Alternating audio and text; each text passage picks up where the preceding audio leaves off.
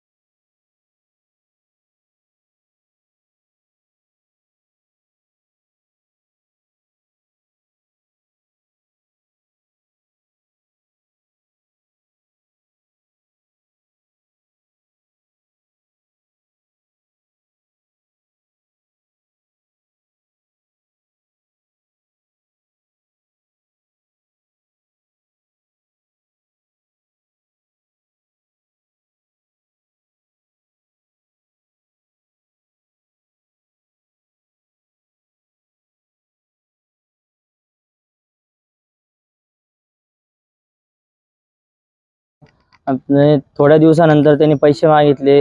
पैशांची 9 लाखाची त्यांनी ॲपिली केली होती आणि त्याच्यात 4 लाख रुपये त्याला दिले गेलेले होते। 4 लाख रुपये दिल्यानंतर त्यांनी ते एकदा मला माहिती पडल्यानंतर मी त्याच्या घरी गेलो, त्याला पैशांची मागणी केली, माझे पैसे मला वापस कर।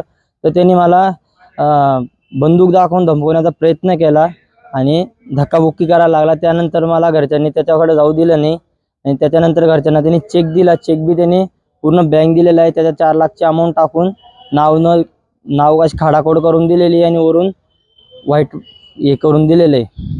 पैसे दिल्यानंतर मी तुला नोकरी लावून देईन, महाराष्ट्र उत्पादन शुल्कमध्ये लावून देईन।